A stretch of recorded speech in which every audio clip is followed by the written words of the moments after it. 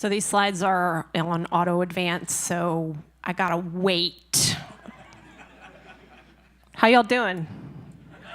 I'm Maarika, and I have a hobby outside of work that I'd love to share with you that actually has a lot of benefits and implications for DevOps. So here's the scenario.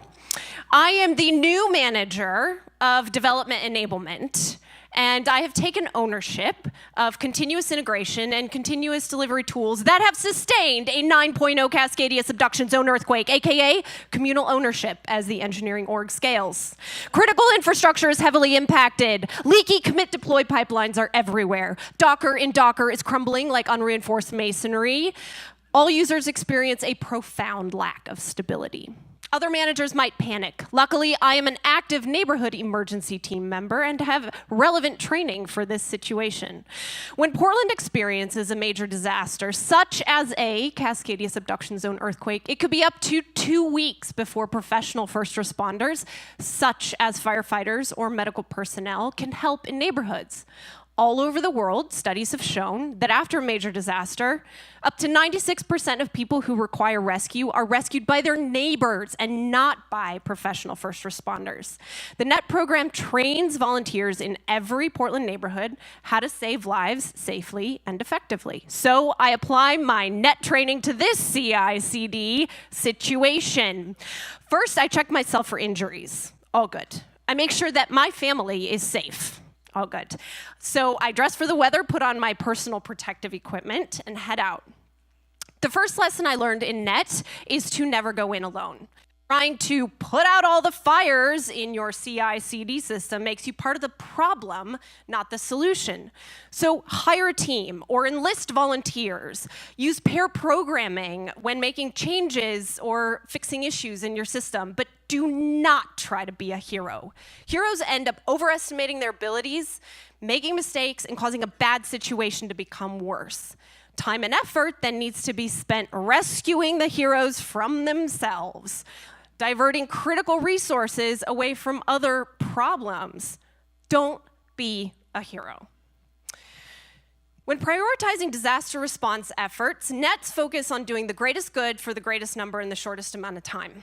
When responding to a CI/CD situation, always prioritize the work based on the business level objectives. All of your work must be directly traceable to one or more company level strategic objectives.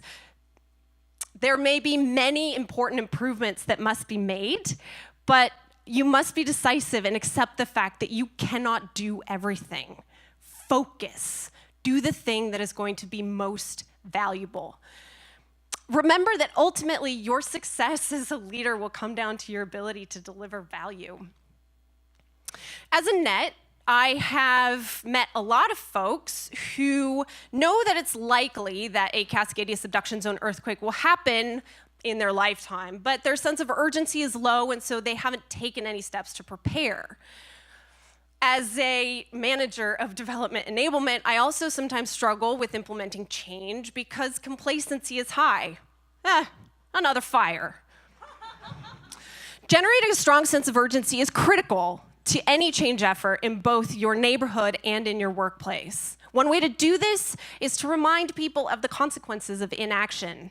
Paint heart-wrenching stories of the potential future if nothing is done. People cannot be allowed to feel that the status quo is acceptable.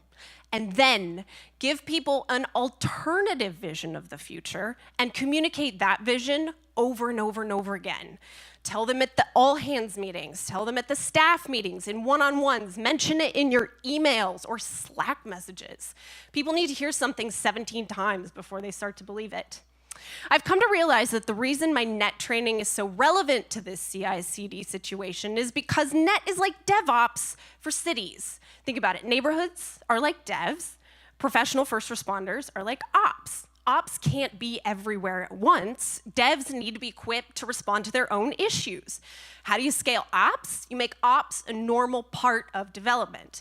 How do you scale citywide emergency response? You train each neighborhood how to respond to disasters. And this leads to a state of resilience because we can't stop disasters from happening, But when they do, we can bounce back faster and stronger than before. So don't be a hero. Prioritize based on the business level objectives and combat complacency. And if you do these things, you too will be able to safely and effectively rescue your continuous integration and continuous delivery tools from disaster.